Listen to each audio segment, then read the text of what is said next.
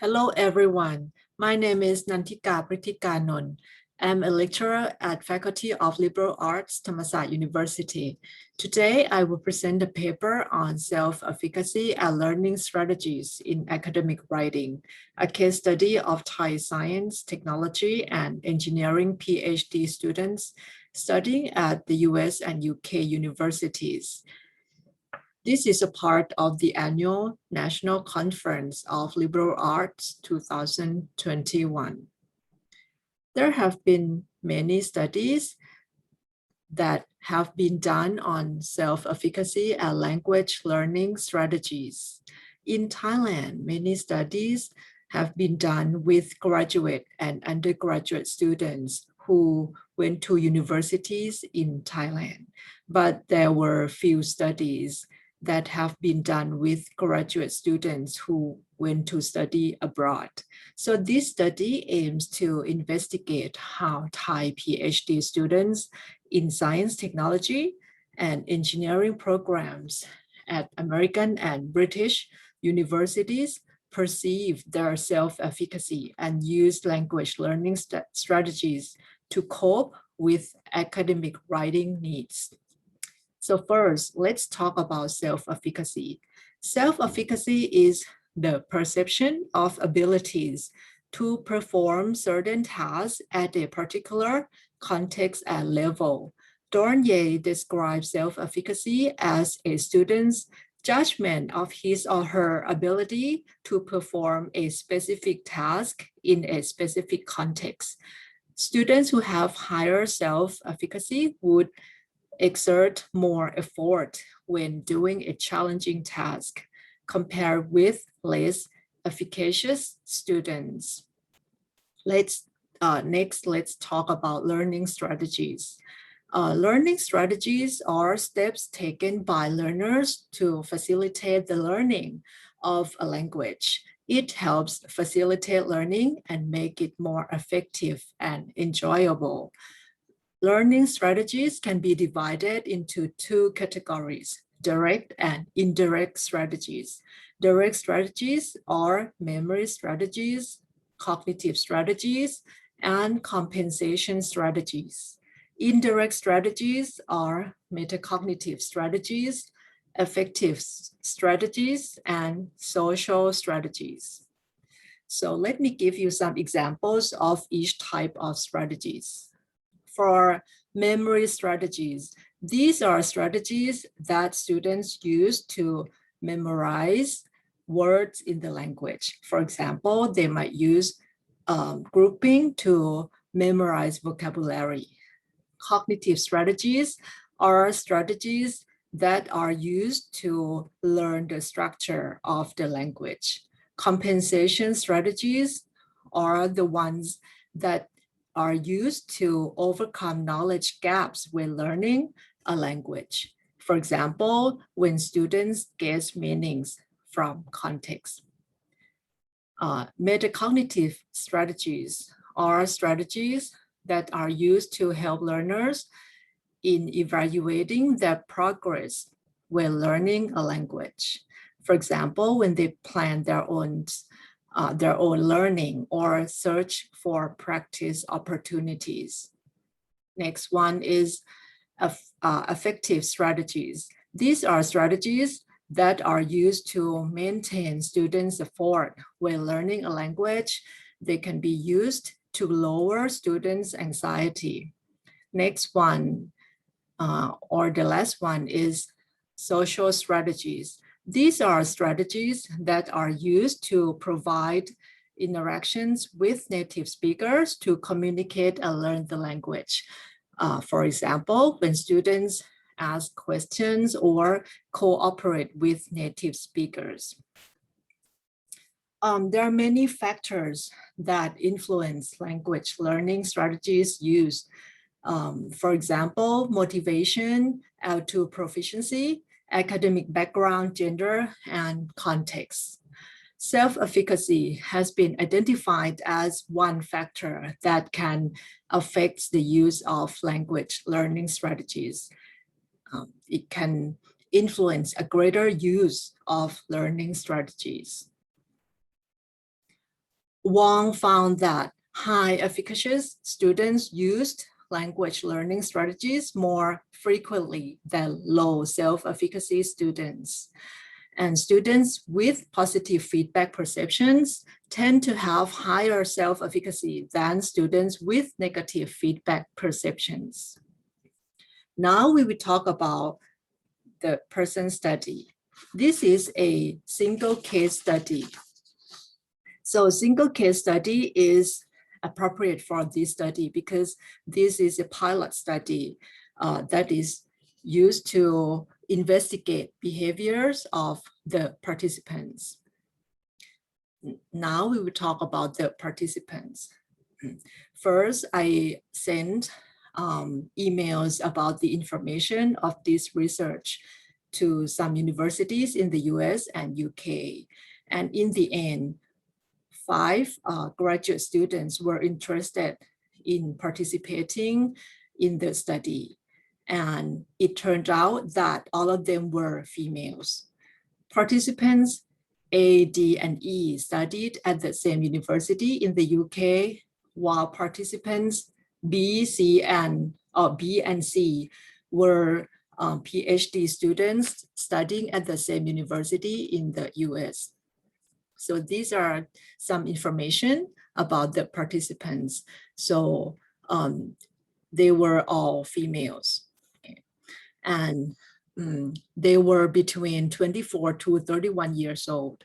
All of them were enrolled in science and technology or engineering programs. They were all in PhD programs.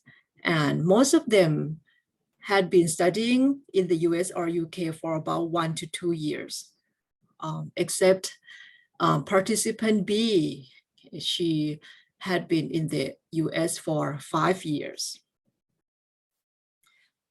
For the data collection, there were 3 sources of data. The first one is the self-efficacy scale. This one was adapted from the one used by Zimmerman and Bandura. This was used to rate the students' perception on their ability to complete academic writing tasks. The next one is a learning strategy questionnaire adapted from Oxford's Strategy Inventory for Language Learning. This was used to rate the students' learning strategy use. And the third one is the semi-structured interviews. These were done online. The interviews were used to gain more in-depth information about their perception of self-efficacy and language learning strategy use. So let's talk about the results. Okay. For language learning strategies, I found that the strategies that the participant used the most were cognitive and social strategies. And the strategies that the participant used the least were affective strategies.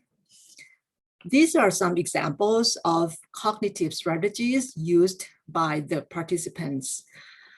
Some of them said that they learn vocabulary and sentence structures from the internet. And sometimes they found writing models from the internet and they try to write their own essays and compare it with the models. And for social strategies, many of them asked friends or professors or classmates for feedbacks. And also some of them went to the writing center and consulted with writing tutors.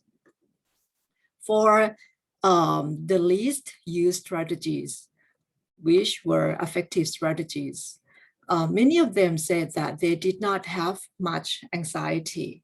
Some of them said that they would take a break and talk to friends when they feel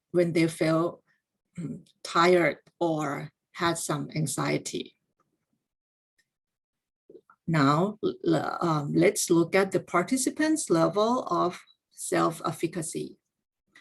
So it can be seen that most of them had a medium level of self-efficacy, even though participant A and E had a slightly high self-efficacy.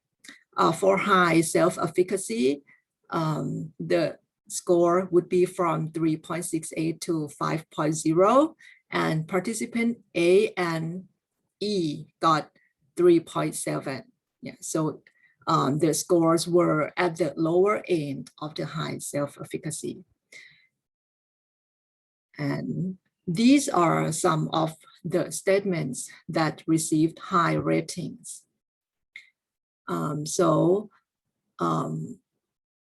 We can see that the statements that received high rating on the self-efficacy scales were the ones that involved how students use resources to help them write.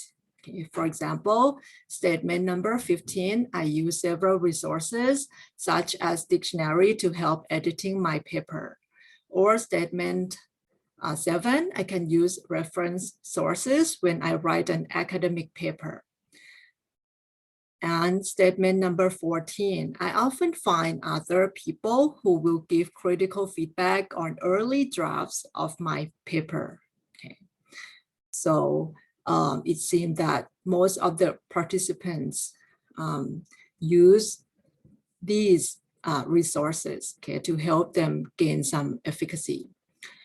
And some statements were involved with whether they could find ways to overcome problems and finish the paper on time. For example, statement number 10, when I get stuck writing a paper, I can find ways to overcome the problem. And statement number 2, I think that I can finish my paper before the deadline. And the statements that received medium ratings, okay, that means they did whatever in this statement some of the time. There were many statements, but some statements were about grammatical skills. For example, statement 8, I can use transition words to link one sentence to another. Or statement 13, when I edit a paper, I can find and correct grammatical errors. And statement number 6, I can meet the writing standards of my instructors. Now let's look at the statement that received low ratings. So these involved statements that were about how to concentrate on the task and start writing. For example, statement number 4, I can find a way to concentrate on my writing even when there are many distractions around me, or I can start writing with no difficulty. Okay, that means only a few students reported that they had the feeling or did according to these statements. And now discussion. For the level of self-efficacy, the results in this study were consistent with the one on Narupon Jiragun study. In this study, she investigated graduate students at a university in Thailand. And she found that the subject's English self-efficacy was at medium level. And also the results were consistent with Siri Tararat study when she explored the graduate students' self-efficacy and found that their self-efficacy was at medium level. So it was possible that Thai graduate students might not have high confidence in English skills. It could be because graduate work required more advanced English skills. Now let's talk about language learning strategies.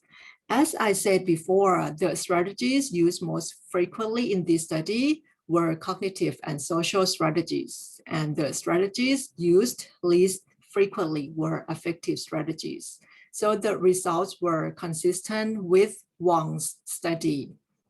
When most frequently used strategies were cognitive and social strategies, and least used strategies were affective strategies. And the results were also consistent with Oxford and Ehrman's study, when they found that the strategies used most frequently were social strategies, and the strategies used least frequently were affective strategies. So now let's talk about self-efficacy and cognitive strategies. So the results in this study were similar to the one by Wang. Okay. So Wang found that graduate students try to analyze the language, think critically, and construct the language form, revise the rules while producing the language output. I found that the graduate students in this study intentionally put effort in learning English. Cognitive strategies could be viewed as coping mechanism to take control of a challenging situation, which in this case was writing academic English. A person's view of the controllability over the environment also plays a great role in his or her exercise of self-efficacy. Bandura has found this. Next one, self-efficacy and social strategies. The interview data revealed that 4 out of 5 participants sought help from native speaking friends and writing tutorial services.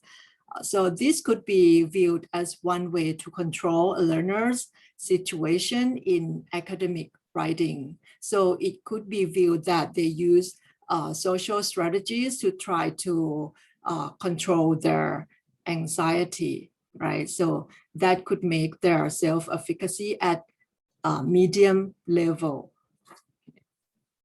And next one, self-efficacy, motivation, and goals. The participants stated similar goals of being a better writer and trying to write without making mistakes. Okay, so this information was from the interviews. So most participants said that they wanted to write good academic English, and they tried to complete their dissertation. So goal setting could be viewed as part of metacognitive strategies, which in this study also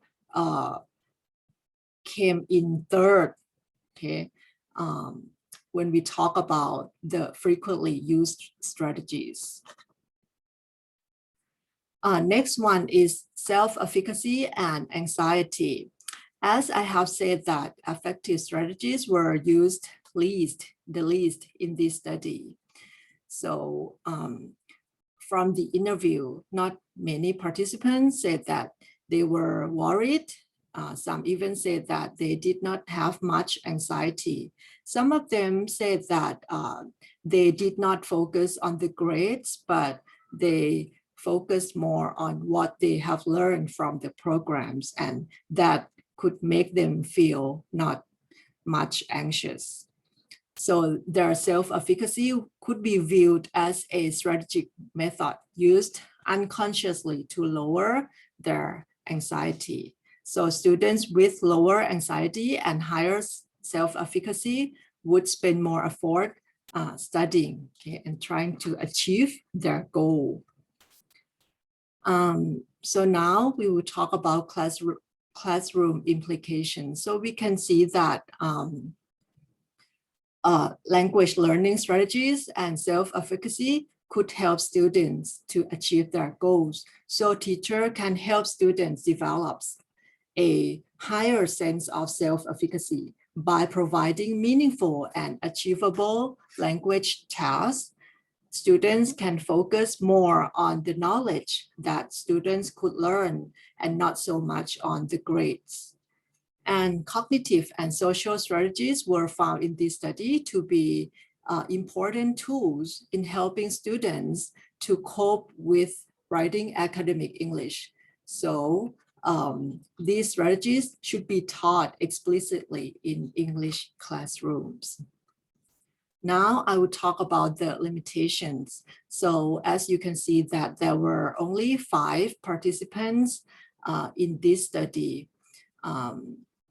So limited number of participants make it difficult to generalize the results to other classroom contexts.